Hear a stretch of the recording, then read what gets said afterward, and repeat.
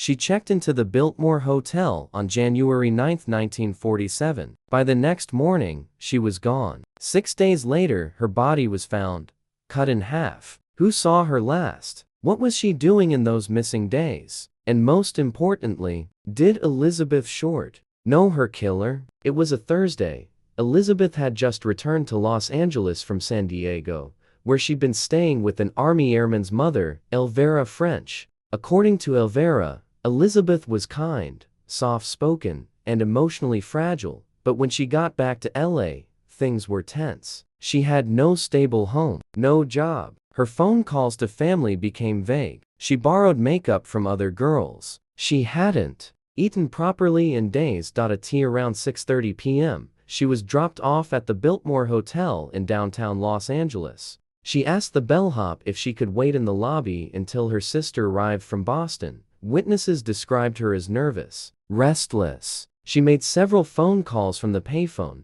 pacing between the front desk and the lobby couch. She never met her sister. She never checked in. By p.m., she walked out the front doors into the cold Los Angeles night and disappeared. From January 9th to January 15th, Elizabeth Short was missing, and to this day, nobody knows exactly where she went or with who. Some say she was spotted at the Crown Grill, a bar frequented by cops and mobsters. Others claim to have seen her with a dark-haired man at a diner near Hollywood Boulevard. One waitress said Elizabeth looked drunk but scared. None of these sightings were confirmed. But here's what's unsettling. Elizabeth was known to keep a tight circle. She didn't go places alone. She always called someone when she needed help. For 6 whole days, she didn't call anyone. Some investigators believe Elizabeth was kidnapped the night she left the Biltmore, that she never walked the streets, that her killer had already picked her up, maybe even arranged to meet her. If true, it would explain the torture marks on her body, the ligature patterns on her wrists and ankles, the bruising that indicated she'd been bound for days. Some medical examiners suggested she may have been kept alive and tortured for several days before she was finally killed. Her death was not just murder, it was ritualistic. A bartender at a downtown LA bar later came forward, saying he'd seen Elizabeth with a man who seemed off. Described as well-dressed, mid-30s, with a faint Eastern European accent. He spoke softly and insisted on ordering for her. She barely touched her drink. The man was never identified, and the bartender's tip was buried beneath a flood of conflicting accounts. Another tip came from a woman who claimed to have seen Elizabeth talking to a man at a pharmacy on the 10th of January. He bought her a compact mirror and red lipstick. She smiled at him. He didn't smile back. The woman remembered thinking, that man didn't look like he wanted company. Could he have been the killer? Or was he just another stranger drawn to Elizabeth's tragic beauty? One theory accuses Mark Hansen, nightclub owner and minor Hollywood producer. Elizabeth had stayed at his home a few times. He was older, married, and obsessed with her. Some say he offered her small acting parts. Others claim he expected something in return. Elizabeth reportedly rejected his advances, and shortly after, she vanished. When questioned by police, Hansen gave conflicting answers. Her address book was later found among the belongings mailed to the Examiner by her killer, and it was embossed with Mark Hansen's name. He was never charged.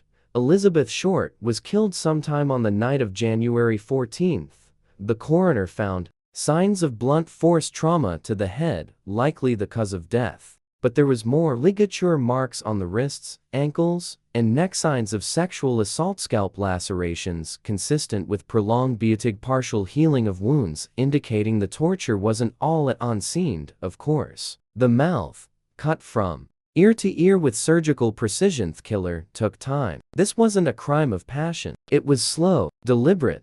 Elizabeth wasn't robbed. Her body wasn't dumped in panic. She was displayed. That means two things. The killer wanted to be noticed. The killer wanted her to be remembered this way.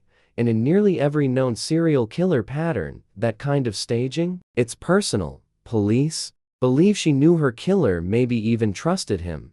Maybe he offered her a ride, a couch, a job, a second chance, and she paid for it with her life.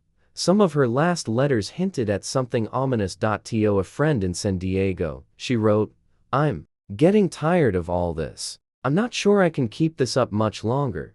Another note to a former roommate read, "Please don't tell anyone where I've gone. I need a break."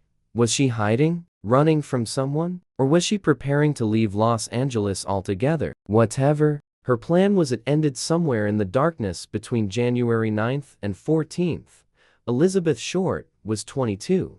She loved writing letters, listening to jazz, daydreaming about Paris. She wore flowers in her hair, took long walks, and believed in second chances. But somewhere in the cracks of Los Angeles, she vanished, and all we're left with are 6 missing days, a carved smile, and a silence that stretches across generations. Until we ask, what truth did Elizabeth Short take with her, and why has no one dared speak it aloud? Was Elizabeth Short the only one? What if the man who killed her didn't stop? What if the Black Dahlia murder was just the beginning? After January 15, 1947, Los Angeles was paralyzed with fear, but the fear didn't fade, it evolved. Over the next decade, a disturbing string of murders would ripple across California and beyond, cases with eerie similarities to Elizabeth Short's, and yet, almost no one connected the dots.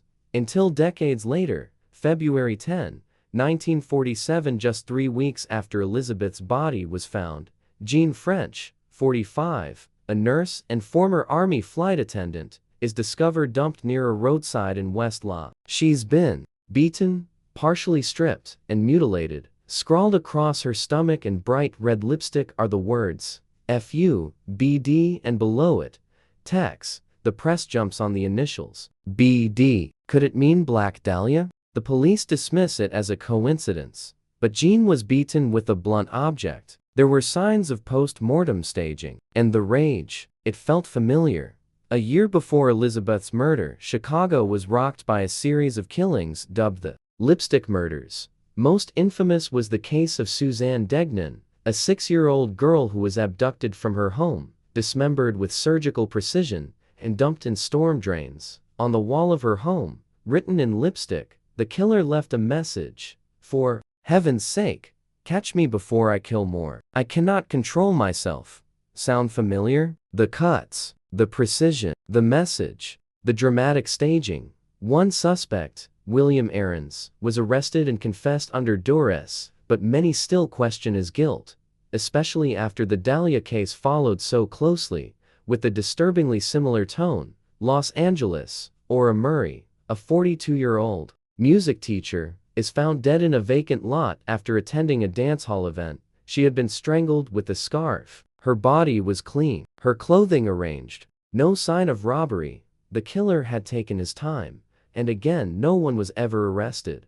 Decades later, retired detectives reviewing cold cases said Ora's murder read like a rough draft of the Dahlia. Let's review the trademarks. Victims displayed in publicities clean post-mortem surgical mutilation tanting message, no attempt to hide the crime only to make it memorable. Victims, often women with difficult lives, limited support, or in transitional phase. It wasn't just murder, it was a message. A killer who wanted credit, attention, fear. Again and again, the precision returns. The Black Dahlia was cut at the lumbar spine cleanly, with zero chipping of the vertebrae. That's not just skill, that's anatomical knowledge. Suzanne Degnan, dismembered with surgical technique. These weren't crimes of impulse. They were planned, studied, practiced. And for someone to do that over and over, they had to have access to victims' privacy, to mutilate without interruption. Trajan in anatomy or surgery, and, perhaps most chilling, the desire to do it against Hodel, the son of George Hodel, thinks yes. In Black Dahlia Avenger, he lays out a case connecting his father to the lipstick murders in Chicago, Cleveland torso murders of the 1930s, several unsolved killings in Los Angeles between 1943-1950, and even the Zodiac killings. It sounds insane, but the circumstantial evidence builds. George Hodel was in Chicago in 1946. He fled the U.S. just months after the LAPD wiretapped him. A handwriting expert matched Hodel's writing to the Zodiac letter sand. The Zodiac's pattern? Taunting, theatrical, and obsessed with unsolved fame? Could one man be behind it all? Or did George Hodel inspire others to follow his blueprint? The Black Dahlia case became a cultural obsession, and when the media glorifies a crime, imitators follow. After 1947, there was a noticeable spike in staged murders. Bodies left in public places. Killer letters to newspapers. Female victims postured for spectacle. Ministerialists call it copycat escalation. A killer sees another become famous and tries to top it. Despite hundreds of hours spent combing through case files, most of these murders remain unsolved. Jean Francora Murrah, Dorothy Montgomery, Evelyn Winters, Gladys Kern, Georgette Bordorf, Suzanne Degnan, and of course, Elizabeth Short. Different victims, same message. No justice. We'll never know how many bodies lie at the feet of the Black Dahlia's killer. Some were found, some may never be. But what we do know is this: Elizabeth Short was not alone, and somewhere among the redacted files, faded newspaper clippings, and ghosted fingerprints lies a killer who wasn't done. Or worse, a system that knew the truth and did nothing. It looks like something out of a dream or a nightmare. The house where secrets lived. The house where screams were heard. The house where the tapes were rolling. Welcome to 5121 Franklin Avenue, where the walls may still remember. Built in 1926 by architect Lloyd Wright, the Soden House was a surreal masterpiece of Mayan revival design. Jagged arches, cathedral ceilings, cavernous rooms. To outsiders, it was just a statement house in Los Feliz, but to insiders, it was different. Inside, it was cold, windowless in places, hard to hear through the thick walls. And in the late 1940s, the man who lived there was George Hodel. He was a surgeon, a socialite, a known deviant. Hodel hosted lavish, opium-fueled parties at the Soden House. His guest list included actors, artists, politicians, and women. Lots of them. Some claimed they came for art shows. Others said it was more ritualistic. Photographs, naked models, disturbing paintings. Elizabeth Short was rumored to have been there. There are no confirmed records, but her circle photographers, minor actresses, trust fund drifters overlapped with Hodel's world. And the strange thing, the architecture of the house, particularly the basement, was capable of hiding anything. In 1949, George Hodel was investigated not for the Dahlia murder, but for incest. His 14-year-old daughter, Tamar, accused him of sexually assaulting her. The case went to trial. He was acquitted, but LAPD wasn't convinced. So they bugged his house. From February to March 1950, LAPD's surveillance unit, codenamed Get George, installed microphones inside the Franklin Avenue home. What they captured changed everything. Here's what was recorded, almost word for word. "Supposin' I did kill the Black Dahlia. They couldn't prove it now. They can't talk to my secretary anymore because she's dead. That secretary Ruth Spalding had died mysteriously inside his clinic in 1945. The case was ruled a suicide. But this tape suggests otherwise. There were other disturbing moments too. A woman screaming, a child crying, gorge pacing, muttering about police watching, discussions about performing illegal abortions, reference to bribes, corruption, and witnesses who disappeared. The LAPD took notes. They logged everything, and then they shut it down. The case went cold again. No arrest, no charges, no trial. Some say the tapes weren't enough. Others say higher powers intervened. George Hodel was wealthy, connected, dangerous. He left the country shortly after the surveillance ended, relocating to the Philippines for decades. He was never held accountable for anything. Steve Hodel, his son and a former LAPD detective, returned to the Franklin Avenue house years later. He brought cadaver dogs, forensics experts, ground-penetrating radar. In the basement, the dogs hit on human decomposition decades old. No body was ever recovered. But the scent was real. Steve believes this was the original kill site, that Elizabeth Short was tortured in the house, dismembered, drained, then washed, and dumped in the empty lot on Norton Avenue. It would explain the precision, the silence, the lack of blood at the disposal site. and it would mean the house still holds her final moments. The house wasn't just strange, it was ritualistic. Multiple rooms with sealed doors, mirrors facing mirrors, interior spaces where sound died before reaching the walls. Some believe George Hodel used the house as a stage. The large central courtyard resembled an operating theater, and if Elizabeth was killed there, it would have felt like performance. Some even tie the architecture to Freudian symbolism or occult rituals. The idea that murder wasn't just killing, it was transcendence. Steve believes this house ties everything together. The surgical murderth, timed disposal, the eerie tapestry, overlapping social circles, proximity to where Elizabeth's body was found. He believes George didn't just kill Elizabeth. He created a masterpiece, and the Soden house was his canvas. The Soden house still stands, renovated, beautiful, expensive. It's been used for photo shoots, events, and film sets. Some even rent it for weddings. But those who know the story, who feel the weight of those recordings, say the house never let go of its ghosts.